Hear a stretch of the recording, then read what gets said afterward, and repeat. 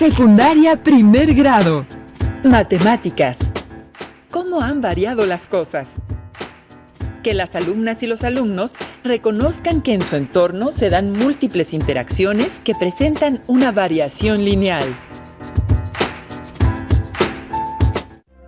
Bienvenidas y bienvenidos a esta sesión de Aprende en Casa, en la cual abordaremos algunos contenidos de matemáticas para el primer grado de secundaria.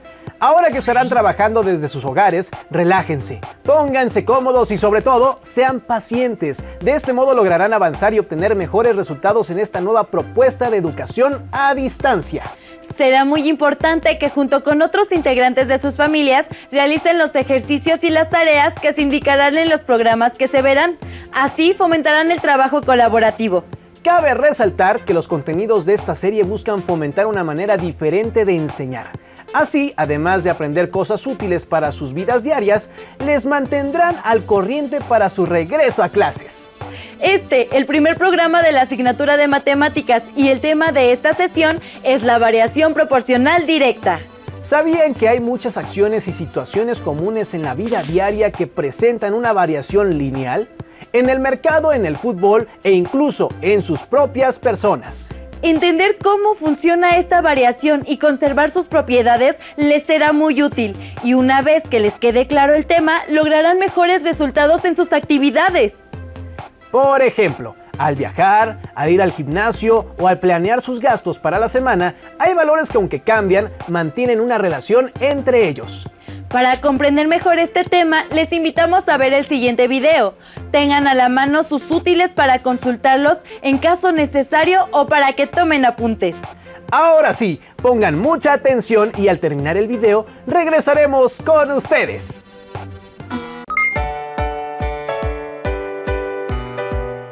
Ya traje las cosas, Emma. Colócalas sobre la mesa, por favor, Mateo. Bueno, solo que tenemos un problema. No me pusiste en la lista las cantidades que necesitábamos de cada ingrediente. Pero podemos poner la cantidad de producto que sea, ¿no? Tal vez sí quede la receta. Aunque para estar más seguros, busquemos un video que nos ayude. Aquí hay uno, mira. Cuando se cocina siguiendo una receta, es necesario conservar la relación entre la cantidad de cada ingrediente que se va a utilizar y el número de porciones o personas para las cuales está contemplada la receta. Por ejemplo, la siguiente receta es de un panqué. Si se quiere hornear un panqué para más o menos personas que tengan las mismas características e igual sabor, es necesario ajustar la cantidad de cada ingrediente de manera que se mantenga la misma proporción que la receta para 12 personas. Por ejemplo, si queremos hacer un panqué para 4 personas, tendremos que ajustar cada ingrediente dividiendo su cantidad entre 3, dado que 4 es la tercera parte de 12. Entonces, la receta para 4 personas es...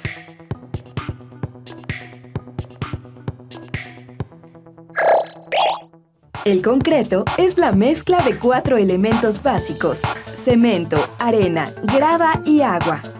La aplicación y las características del concreto se determinan según el elemento en el cual será aplicado.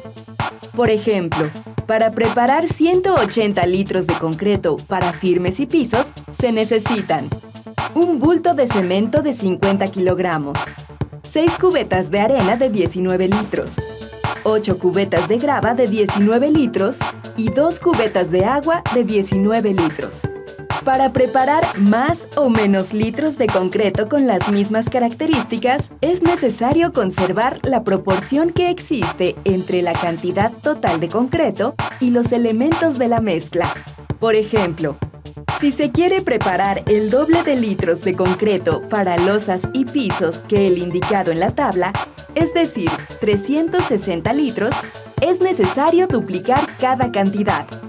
Entonces, se necesita mezclar 2 bultos de cemento, 12 cubetas de arena, 16 cubetas de grava y 4 cubetas de agua. Pero si solo se necesita preparar 36 litros de concreto para losas y pisos, entonces se debe determinar la relación que hay entre 180 litros y 36 litros. Como 180 entre 5 es 36, solo se requiere preparar la quinta parte de lo que indica la tabla. De cemento se necesita la quinta parte de un bulto, que son 10 kilogramos, porque cada bulto tiene 50 kilogramos. De arena serían 6 quintos, que son 1.2 cubetas, lo cual equivale a un poco más de una cubeta. 8 quintos de grava, que son 1.6 cubetas. Y 2 quintos de agua, que son 0.4, lo cual equivale a un poco menos de media cubeta. Entonces sí necesitamos saber qué cantidad nos falta de cada producto, Mateo. Sí, revisemos los ingredientes que traje para ver qué nos sobra y qué nos falta. De acuerdo. Verás que esta receta nos quedará muy bien. Ya lo estoy saboreando. ¿Qué tal? ¿Les gustó el video? Si alguna vez han hecho un pastel, se habrán dado cuenta de que lo más importante es seguir las instrucciones para que les salga como lo desean, tanto en consistencia como en el punto de horneado, pero sobre todo con el mismo sabor que tenía el pastel que preparó quien escribió la receta original. Bueno, y si nunca han cocinado un pastel, no importa, realmente puede resultar un tanto muy complicado. Sin embargo, seguramente han ayudado a hacer alguna mezcla para construir algo, como en el ejemplo que vieron en la animación. Como sea, lo que deben aprender del video es la importancia de respetar las proporciones. Ya sea que hayan preparado cualquier cosa o no, una vez que comprendan el concepto, descubrirán cuántas aplicaciones tiene en sus vidas. En los ejemplos que vieron seguramente pudieron notar que existía una relación entre las cantidades de los diferentes productos que se emplearon en cada preparación. En estos casos se trató de una variación lineal. Ahora es tiempo de que pasemos al siguiente punto, que es que la variación lineal puede representarse de manera gráfica. Precisamente, el modo más práctico de representar estas variaciones es mediante tablas. Acompáñenos a ver el siguiente video para ejemplificar lo dicho. Recuerden tomar notas de todo aquello que les llame la atención. ¿Todo listo? ¡Corre video!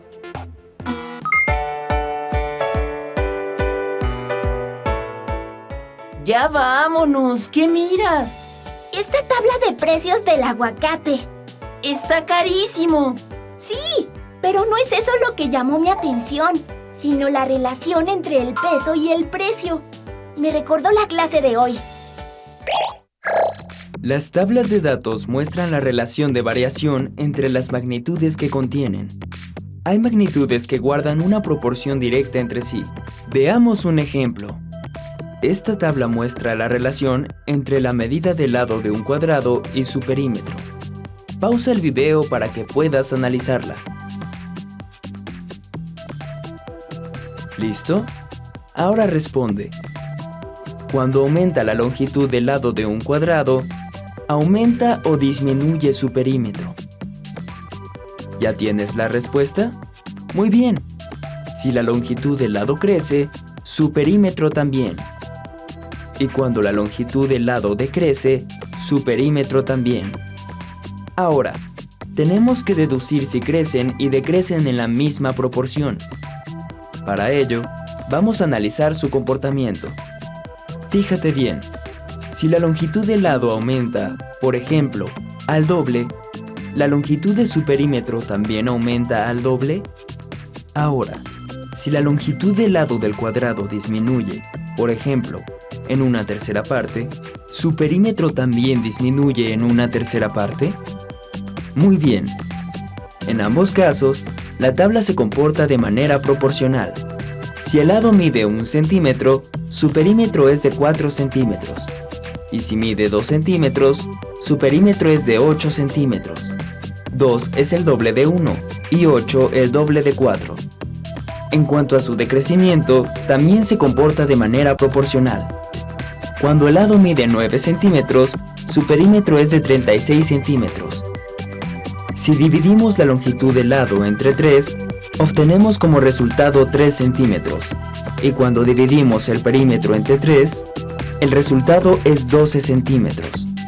Por lo que podemos ver que también disminuye de manera proporcional. Vamos a hacer un último análisis con esta tabla. Si divides los datos de la columna derecha entre el dato correspondiente a la columna de la izquierda, ¿qué número obtienes en todos los casos? Si divides 4 entre 1, el resultado es 4. Si divides 8 entre 2, el resultado es 4. Si divides 12 entre 3, el resultado es 4. Si divides 16 entre 4, el resultado es 4. Si divides 36 entre 9, el resultado también es 4. Esto se debe a que el perímetro de un cuadrado es la suma de sus 4 lados, por lo que podemos concluir que las magnitudes de esta tabla tienen variación proporcional directa. Pasemos a otro ejemplo. Ahora mira bien esta tabla. Muestra la estatura y edad de 5 personas. Analiza con cuidado los datos. Ahora contesta.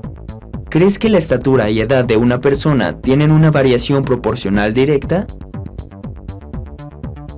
Tienes razón. Los datos en esta tabla no son magnitudes con variación proporcional directa, porque al doble de una edad no le corresponde el doble de una estatura. Por ejemplo, Mariana tiene el doble de la edad de Julián, pero si midiera el doble, entonces Mariana mediría 3 metros y 70 centímetros. ¡Imposible! Observa esta tabla. En ella se muestra la relación entre la cantidad de harina que se necesita para hacer un pastel y el número de personas. Ahora contesta.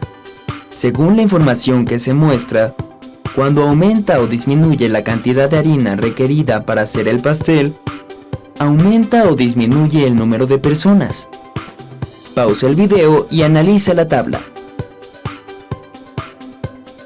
Como pudiste observar, si una aumenta, la otra también. Ahora, si divides los datos de la primera columna entre el dato que le corresponde de la segunda columna, ¿qué resultado obtienes? Al dividir los datos de la primera columna entre el dato correspondiente a la segunda, el resultado siempre es 50. Entonces, ¿las magnitudes de la tabla tienen o no una variación proporcional directa? ¡Exacto! Esta es una tabla de variación proporcional directa. Entonces, ¿cuál es tu conclusión de la tabla que estabas viendo? ¿Existe una relación proporcional entre el peso y el precio del aguacate? Ya estamos de vuelta aquí, en el estudio. Siempre que compramos algo en el mercado y se ve involucrado su precio y su peso en gramos, nos encontramos ante una situación de la vida diaria que bien ejemplifica la presencia de la variación lineal. ¿A ti ya se te había ocurrido esto? Sí, aunque para ser sincera fue porque ya había visto el video. Lo importante es que ustedes comiencen a notar las diferentes situaciones que existen a su alrededor, en las que puede aplicarse y representarse una variación lineal. Exactamente. Al respecto, en el primer video pudieron ver un ejemplo, que fue la preparación de un pastel. Les recomendamos que cuando terminen de ver este programa, observen a su alrededor e identifiquen aquellas situaciones en las que interviene una variación proporcional directa. A mí se me ocurre, por ejemplo, que cuando era niña y estaba en la escuela, mientras más años cumplía, tenía que usar zapatos de una talla más grande. Me gusta ese ejemplo. A mí se me ocurre que mientras más larga es la distancia que tengo que recorrer, más tiempo me toma hacerlo. Platiquen con su familia a ver qué otros ejemplos se les ocurren. Las personas tenemos intereses distintos y se nos pueden ocurrir ejemplos muy diferentes. Del mismo modo, hay también diferentes maneras de representar la variación lineal. En la animación anterior vimos las tablas. Ahora partiremos de ellas para conocer las representaciones algebraicas. Para ello, les invitamos a ver el tercer y último video de este capítulo. Pongan mucha atención. Nos encontramos en 5 minutos. Una variación lineal se puede representar por medio de una tabla o una ecuación, y a partir de una de ellas se puede obtener la otra representación o viceversa. En la siguiente tabla se muestra la relación entre la cantidad de boletos y sus costos para usar el sistema de transporte metro. Para empezar se necesita una tarjeta que tiene un costo de 10 pesos. la cual sirve para hacer las recargas de los siguientes viajes, considerando que el costo por boleto es de 5 pesos. Entonces, al viajar por primera vez, se pagan 15 pesos. Al viajar 2 veces, se pagan 20 pesos. Y esta relación entre las variables se mantiene constante. Es decir, si aumenta la cantidad de boletos, también aumenta la cantidad de dinero para pagarlos. Una vez que se identifica esta variación, es posible que a partir de la tabla se pueda encontrar una ecuación algebraica que permita calcular el costo de los viajes para cualquier cantidad de boletos en el metro. Cuando se paga por primera vez 10 pesos, no se adquieren boletos, pero se debe hacer el pago de la tarjeta.